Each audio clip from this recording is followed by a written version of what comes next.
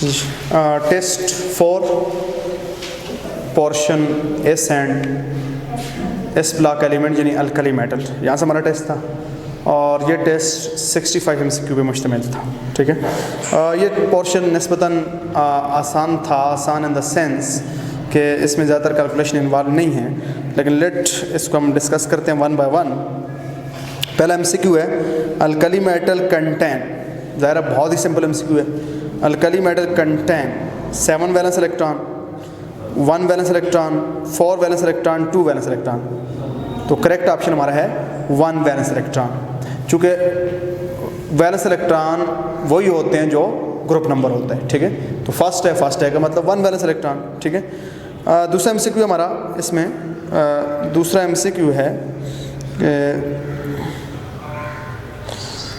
दूसरा MCQ हमारा इसमें आता है potassium is kept in water, in ammonia, in alcohol, in kerosene oil. आप किसी भी अल्कली मेटल को वाटर में आप किसी भी अल्कली मेटल को वाटर में आप नहीं रख सकते, क्योंकि वाटर से ही रिएक्शन करेगी। याद रखिएगा, किसी भी अल्कली मेटल को आप अल्कोहल में भी नहीं रख सकते। क्यों नहीं रख सकते? क्योंकि अल्कोहल के साथ रिएक्शन करके अल्कली मेटल अल्कक्साइड बनाती है। ठीक है, अमोनिया के साथ नहीं रख सकते।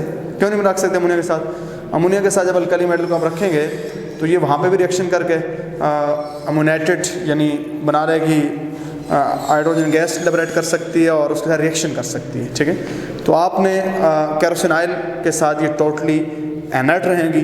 तो आम तौर पे हम जो क्या करते हैं, अल्कली मेटल को कैरोसिनाइल या सील्ड ग्लास ट्यूब में रखते हैं ताकि एयर का बिल्कुल या मॉइस्चर गैस के साथ बिल्कुल भी कोई कांटेक्ट ना हो, क्योंकि ये एयर और मॉइस्चर के लिए बहुत ही ज़्यादा एक्स्ट्रा सेंसिटिव होती हैं। तो इसलिए कैरोसिनाइल इज आर करेक्ट ऑप्शन बनता है जी। ठीक है, विच of the following ion form hydroxide highly soluble in water. याद रखिएगा, कौन सा हाइड्रोक्साइड वाटर हाईली सॉल्युबल होगा? बहुत ही सिंपल सी आप बताता हूँ। कोई भी अगर मैं जनरल बात कर लूँ तो वो आयन ज़्यादा वाटर सॉल्युबल हाइड्रोक्साइड बनाएगा जिसकी चार्ज डेंसिटी कम हो। चार्ज डेंसिटी क्या होती है? चार्ज डिवाइडेड बाय साइज, यानी जिसका चार्ज कम हो साइज क्या हो? ज़्यादा हो। जिसकी चार्ज डेंसिटी जिसकी कम हो वो ज़्यादा बेटर वाटर सॉल्युबल हाइड्रोक्साइड बनाएगा। तो चार्ज जिसका क्या हो? कम हो, साइज जिसका बड़ा हो।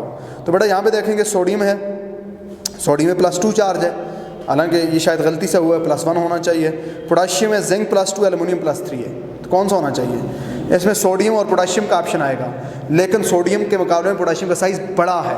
तो मैंने आपको जनरल ट्रिक बता दी कि जिस आयन का, जिस कैटायन का साइज़ बड़ा हो और चार्ज कम हो वो ज़्यादा बेटर वाटर सॉल्युबल हाइड्रोक्साइड बनाएगा।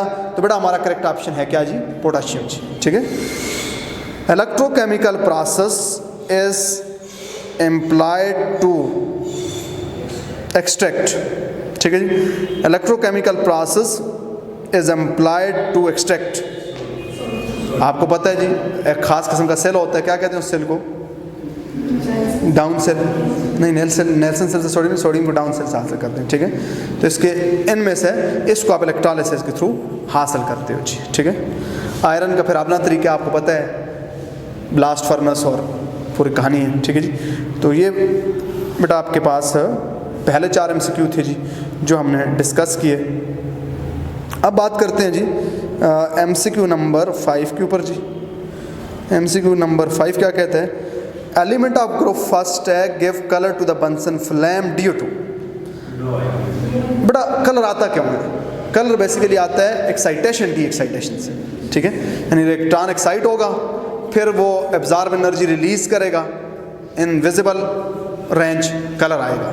अब जो मेटल टाइटली हेल्ड होंगे जिसके इलेक्ट्रॉन, उसका इलेक्ट्रॉन एक्साइट आप कर ही नहीं सकते। ठीक है जी, उसके इलेक्ट्रॉन को थर्मल एनर्जी एक्साइट नहीं कर सकती। या जो नॉन मेटल होती है उनका साइज छोटा होता है, उनके इलेक्ट्रॉन टाइटली हेल्ड होते हैं, वो एक्साइट हो ही नहीं सकते। जब एक्साइट नहीं होंगे तो डी एक्साइटेशन फिर नहीं होगी थर्मल एनर्जी से। तो इसलिए अल्कली मेटल सारे कलर देते हैं, और जो अल्कलाइन अर्थ मेटल है याद रखना उसके 2 कलर नहीं देते, बेरिलियम और मैग्नीशियम। क्यों?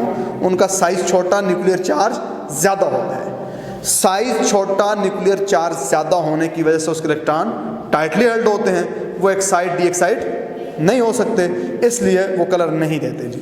तो अल्कली मेटल का जो कलर देने का फिनोमेना है वो किस वजह से जी? लो आयोनाइजेशन पोटेंशियल जी, लो, ठीक है।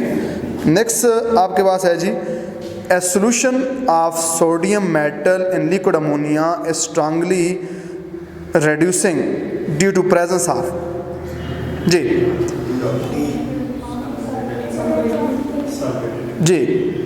a solution of sodium metal in liquid ammonia is strongly reducing due to reducing क्या होता है? जो दूसरे को रिड्यूस करे। ये जो इलेक्ट्रॉन निकालता है, इलेक्ट्रॉन वो सॉल्वेंट उसको क्या कर देता है? सराउंड कर देता है, स्टेबिलिटी आ जाती है, जो चीज़ स्टेबल हो वो जल्दी बना करती है। तो इसलिए सॉल्वेटेड इलेक्ट्रॉन की वजह से इसकी इलेक्ट्रॉन रिलीज करने की एबिलिटी किसके अंदर? अमोनिया के अंदर इंक्रीज हो जाती है। इसीलिए इसको आप अमोनिया में स्टोर नहीं कर सकते, क्योंकि अमोनिया को ये इलेक्ट्रॉन रिलीज करके इसकी मतलब वही फॉर्म नहीं रहेगी सोडियम, ठीक है। तो आपका ऑप्शन बनेगा बच्चों solvated electron. Sodium metal can not be store under, yes बेटा, चूंकि अल्कोहल के साथ सोडियम मेटल जब रिएक्शन करेगी तो सोडियम अल्कोक्साइड और हाइड्रोजन गैस बनाएगी। कोई भी अल्कोहल हो, जब ये सोडियम से रिएक्शन करेगा तो sodium alkoxide plus hydrogen gas produce करेगी। तो जिस चीज़ के साथ रिएक्शन करेगी तो वो सोडियम रहेगी नहीं, तो उसमें फिर आप स्टोर नहीं कर सकते जी, ठीक है, उसमें आप इसको स्टोर नहीं कर सकते। तो हमारा ऑप्शन अल्कोहल का बनेगा जी, ठीक है। K2CH3 can be called potassium.